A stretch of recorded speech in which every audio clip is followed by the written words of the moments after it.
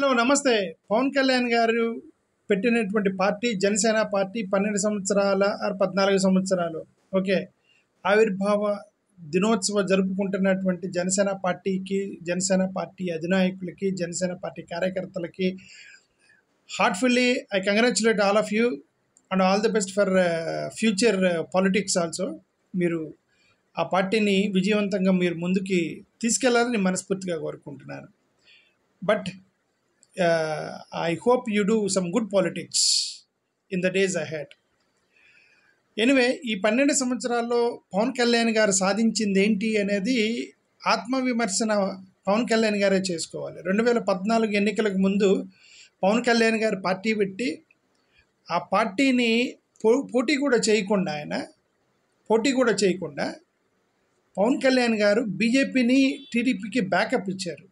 BJP TDP backup ఇచ్చి ఆ తర్వాత తెలుగుదేశం పార్టీ అధికారంలోకి వచ్చిన తర్వాత తెలుగుదేశం వాళ్ళు నన్ను అవమానించారని ఆయనే చెప్పాడు బయటకు వచ్చి. నన్ను ఉంపుడుగెత్తా అన్నారు చాలామంది కార్యకర్తలు, తెలుగుదేశం కార్యకర్తలు.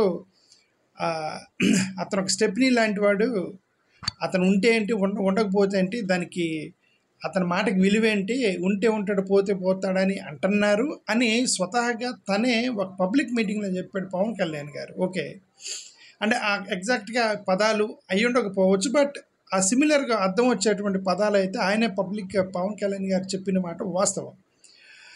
అవమానించారని ఆయనకు కోపం వచ్చింది. కోపం వచ్చి నేను ఒంటరిగా పోటీ చేస్తానని చెప్పేసి ఆయన పోటీకి దిగాడు 2019లో ఆయన పోటీకి దిగి బీజేపీని కూడా పాచిపోయిన లడ్డూలు ఇచ్చారు, తిరుపతి లడ్డూలు అని చెప్పేసి బీజేపీని ఒక పాచిపోయిన లడ్డు అని చెప్పేసి ఎవరినైతే తిట్టి ఎవరితో పొత్తు పెట్టుకున్నారంటే కమ్యూనిస్టులతో పొత్తు పెట్టుకున్నారు. కమ్యూనిస్టులతో కలిపి పొత్తు పెట్టుకున్నారు. చూడండి ఎంత కాంట్రాస్ట్ అంటే 2014లో ఆయన పార్టీ పెట్టినప్పుడు ఇక్కడ ఏదో కొన్ని కొద్ది చెగువీరా లాంటి కొంతమంది యొక్క నాయకులు పేర్లు పెట్టి చాలా పుస్తకాలు చదివాను, ఆ పుస్తకాల్లో ఉన్నటువంటి ఫిలాసఫీని చెప్పుకుంటూ వచ్చారు. సరే, ఇతనేదో మార్పు కోసం పనిచేస్తాడేమో అని అనుకున్నారు. సరే, కమ్యూనిస్టులతో వెళ్ళాడు. ఓకే, అతను మాట్లాడిన ప్రసంగాలకి, అతను మాట్లాడిన మాటలకి కమ్యూనిస్టులు కొద్దిగా సూటబుల్ క్యాండిడేట్స్. కమ్యూనిస్టులు కూడా అలానే ఏదో కొద్దిగా పుస్తకాలు రాయటము, కథలు రాయటము, ఇవన్నీ కూడా కమ్యూనిస్టులు కొద్దిగా ఆ యాంగిల్లో ఉన్నాడు కాబట్టి తను పొత్తు పెట్టుకున్నాడు అనుకున్నారు. 2 చోట్ల ఓడిపోయారు. ఓకే, 2 చోట్ల ఓడిపోయి తర్వాత తను ఆత్మవిమర్శన చేసుకోవడం మొదలెట్టాడు. ఈలోపు తెలుగుదేశం పార్టీ కూడా 2019లో ఓడిపోయింది. జగన్మోహన్ రెడ్డి గారికి 151 సీట్లు వచ్చాయి. 151 సీట్లు వచ్చిన తర్వాత రాజకీయ వ్యూహం పేరుతోటి తన పందా మార్చుకున్నాడు. This is the biggest mistake politicians will do. The biggest mistake is రాజకీయంగా ఎదగవచ్చేమో, డబ్బులు సంపాదించుకోవచ్చేమో, పదవులు సాధించవచ్చేమో, కానీ చరిత్రలో మాత్రం నిలబడరు ఇలాగే పందాలు మార్చుకుంటాయి. ఎందుకంటే ఒక కమ్యూనిస్టులతో పొత్తు పెట్టుకున్న పార్టీ సడన్గా మతవాదంలోకి వెళ్ళిపోయాడు అనమాట. సడన్గా మతవాదంలోకి వెళ్ళిపోని అది అతని స్ట్రాటజీ కూడా కాదు. చంద్రబాబు నాయుడు గారు జగన్మోహన్ రెడ్డి గారిని ఎలాగైనా ఓడించాలి అంటే తనకున్నటువంటి ఒక ఆప్షన్ ఏంటంటే హిందూవాదుల్ని రెచ్చగొట్టడం, హిందుత్వవాదులను రెచ్చగొట్టడం. ఆ ట్రాన్సాక్షన్లో బీజేపీ ఒకటి ఎలాగూ ప్రతిసారి హిందుత్వవాదాన్ని రెచ్చగొట్టడానికి బీజేపీ ఎలాగూ ముందుకుంటుంది, ఎలాగూ బీజేపీతో ఎలయన్స్లోకి తీసుకురావడానికి చంద్రబాబు నాయుడు గారికి వాళ్ళు వస్తారో రాదో అనేటువంటి ఒక అనుమానం ఉంది. చంద్రబాబు నాయుడు గారు నన్ను రాణిస్తారో లేదో అనే అనుమానం ఉంది.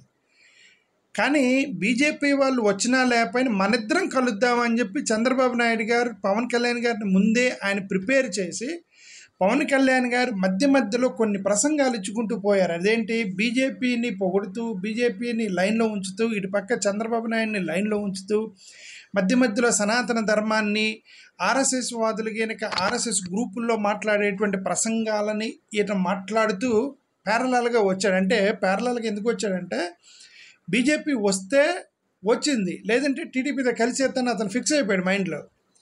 బీజేపీ రాకపోతే ఈ సనాతనవాదాన్ని ఎత్తుకొని బీజేపీ ఓటు బ్యాంక్ని తన వైపుకు మార్చుకుందాం అనేటువంటి ఒక ప్రణాళికతో చంద్రబాబు నాయుడు గారు పక్క ప్రణాళికతో వేసాడు. ఆయన ప్రణాళిక వేసి వాళ్ళు ఎన్నికలకు వెళ్ళడానికి ప్రయత్నం చేశారు. వాళ్ళ అదృష్టం కొద్దీ బీజేపీ కలిసి వచ్చింది వాళ్ళతో.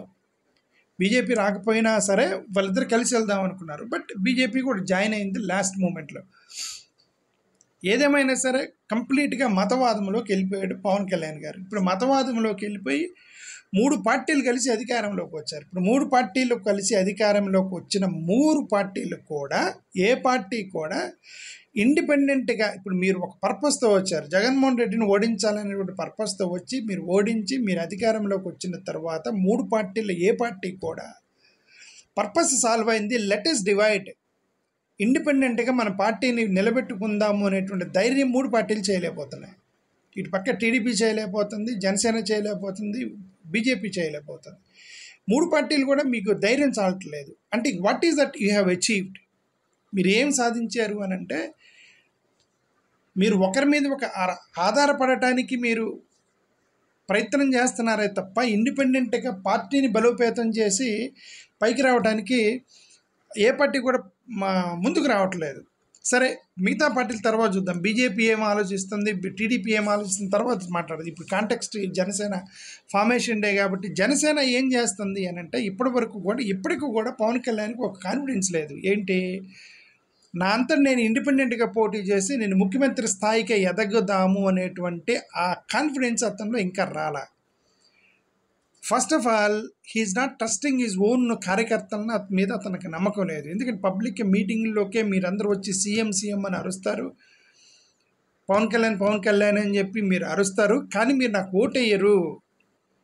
ఓటు మీరు అరిస్తే సరిపోదు, ఓటు వేయాలి అని చాలాసార్లు తను చెప్పాడంటే కార్యకర్తల మీద అతనికి నమ్మకం లేదు. ఇప్పుడు ఆయన 100% స్ట్రైక్ రేట్ గురించి మాట్లాడుతున్నాడు. 100% స్ట్రైక్ రేట్ ఎవరిది 100% స్ట్రైక్? జనసేనదా, ఎన్డీఏ కూటమిదా? ఇట్ ఈస్ నాట్ జనసేనది, ఇట్ ఈస్ ఎన్డీఏ కూటమి 100% స్ట్రైక్ రేట్. ఓకే, ఎందుకంటే 3 పార్టీల కార్యకర్తలు ఓటేస్తే అతనికి ఆ సీట్లు వచ్చాయి.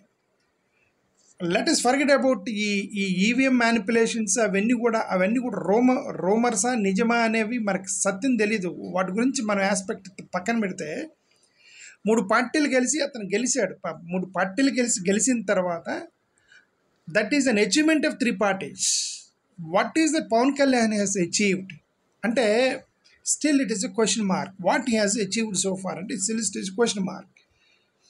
ఇటు చంద్రబాబు నాయుడు గారు అంటే టీడీపీ వాళ్ళు పవన్ కళ్యాణ్ని ప్యాసిఫై చేస్తూనే పోతున్నారు. ఎందుకంటే టీడీపీ ఇప్పుడు గవర్నమెంట్ ఫామ్ అయింది. గవర్నమెంట్ ఫామ్ అయితే ఎవరి గవర్నమెంట్ రన్ అవుతుంది? ఇప్పుడు జనసేన పార్టీ గవర్నమెంట్ రన్ అవుతుందా? లేదు. ఆయనకు ఒక పోస్ట్ ఇచ్చారు. ఆయనకు ఒక పోస్ట్ ఇచ్చి డిప్యూటీ చీఫ్ మినిస్టర్ పోస్ట్ ఇచ్చి ఈ పోస్ట్లో అతను ఒక మినిస్టర్గా ఒక ఎమ్మెల్యేగా కొనసాగుతున్నాడే తప్ప government is run by Chandrababu Naidu garu and the power is in the hands of Nara Lokesh. So ప్రేక్షక పాత్ర పోషిస్తుంది పవన్ కళ్యాణ్. సో పవన్ కళ్యాణ్ ఏం సాధించాడు? ఏం సాధించాల.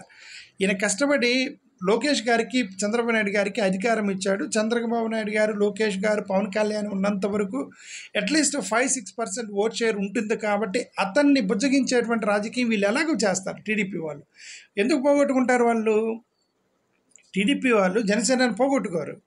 ఎందుకు పోగొట్టుకోరంటే ఇప్పుడు ముఖ్యమంత్రి చంద్రబాబు నాయుడు గారు అయ్యారు. పవర్ మొత్తం నారా లోకేష్ దగ్గర ఉంది. ఆఫ్టర్ ఈయన పవన్ కళ్యాణ్ ఒక మినిస్టర్ని చేశారు. So there is no problem. It is a TDP government. ఇప్పుడు అలాంటి కండిషన్స్లో పవన్ కళ్యాణ్ వాళ్ళకి ఆ ఫ్రీడమ్ ఇచ్చినప్పుడు ఇంకా అతను పోగొట్టుకోవడం వల్ల there is no meaning in to TDP ఎలాగో అతను పోగొట్టుకోదు వాళ్ళని. ఓకే, అడ్వాంటేజ్లో ఉంది కాబట్టి ఒకవేళ ఇతను ఎదురు తిరిగి నన్ను ముఖ్యమంత్రిని చేయండి, మీ గవర్నమెంట్ని పడగొడతాను అంటే అప్పుడు డిఫరెంట్ స్టోరీ.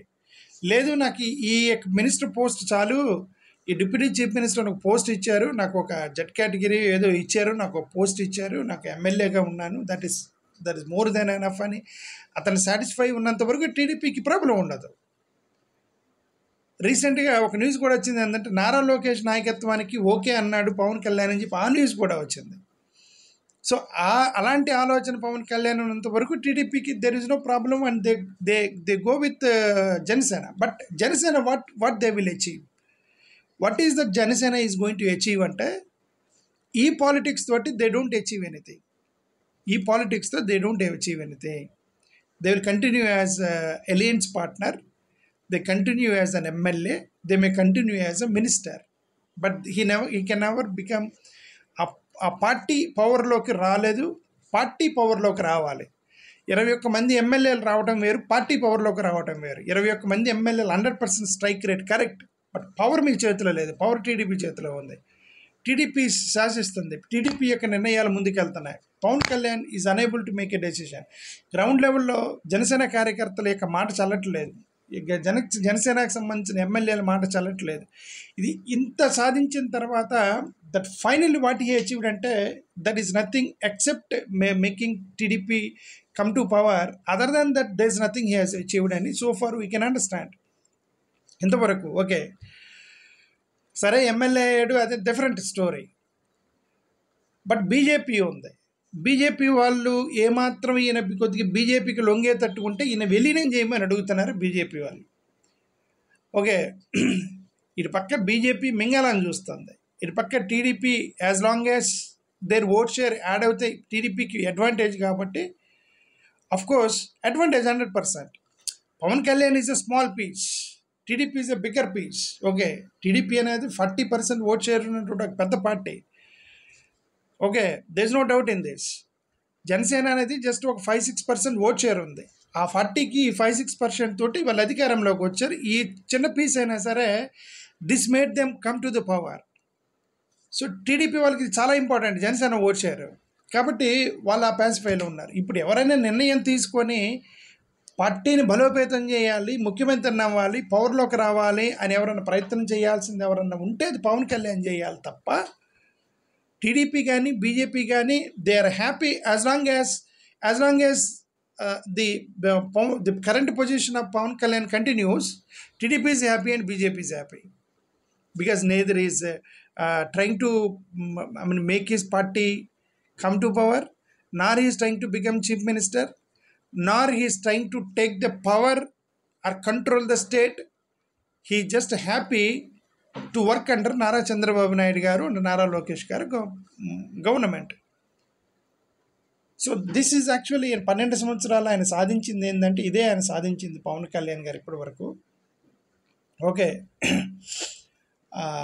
ఐ హోప్ ఇప్పుడు కూడా నేను ఒకటే అనేది ఏంటంటే, ఈ మత రాజకీయాలను వదిలేసి ఆయన మత రాజకీయాలు పట్టుకున్నంత వరకు ఆయన అంటే బిర్యానీ వండేటప్పుడు బిర్యానీలో ఒక ఎడిషనల్గా మసాలా వేస్తారు కదా, ఆ మసాలా అలాంటి వాడే, కానీ బిర్యానీ కాలేడు. He can become a masala but he cannot become a biryani. Okay, he can become a salt or లేదంటే కరివేపాకు కొత్తిమీర అవ్వగలడే తప్ప కర్రీ కాలేడు.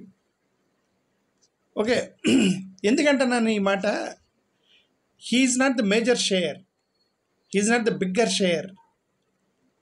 వేరే పార్టీ బిగ్గర్ అవ్వటానికి పైకి రావడానికి లాస్ట్న కొద్దిగా గొప్ప నువ్వు ఉపయోగపడుతున్నావు తప్ప you are not the power అని అంటున్నా నేను. అది ఓకే, అది తన మత రాజకీయాలు చేసేంతవరకు చేయలేడు. మత రాజకీయాలు చేసేంతవరకు పార్టీ రాలేరు. ఒక బీజేపీకే చేయగలదు అది. ఎందుకంటే బీజేపీ అనేది ఒక గ్రౌండ్ రూట్ లెవెల్లో వాళ్ళకి చాలా ఫిలాసఫికల్గా వాళ్ళు తీసుకొని వచ్చి ఒక హిందుత్వవాదాన్ని తీసుకొని వచ్చి నార్త్ ఇండియాలో తీసుకురాగలిగింది. సౌత్ ఇండియాలో they cannot do that. South ఇండియాలో కర్ణాటక లాంటి ప్లేసుల్లో వచ్చింది బీజేపీ అని అంటే that is because of weakness of the Congress government. అక్కడ ఉన్నటువంటి రీజనల్ పార్టీలు కాంగ్రెస్ మొత్తం కొట్టుకుంటూ వాళ్ళకి అవకాశం ఇవ్వటమే తప్ప otherwise BJP does no scope in South India. Okay, బీజేపీకే అవకాశం లేనప్పుడు నేషనల్ పార్టీ కేంద్రంలో ఉండి అన్ని రాష్ట్రాలలో నార్త్ ఇండియా రాష్ట్రాల్లో పట్టున్నటువంటి బీజేపీ వల్ల కాకపోతే మతాన్ని పట్టుకొని పవన్ కళ్యాణ్ ఇక్కడ అధికారంలో రాకటి ఇంపాసిబుల్. అది తన పందా మార్చుకొని తన ఒక న్యూట్రల్ ఆర్ సెక్యులర్ రాజకీయ నాయకుడిగా తను ఎదిగిన రోజు తనకేమైనా ఛాన్సెస్ ఉంటాయేమో, అంతవరకు తన పార్టీని ఒక ఎడిషనల్ ఇంగ్రీడియంట్ని బిర్యానీగా అతను నడపడమే తప్ప he cannot become a biryani. అది నేను చెప్పేది. Thank you.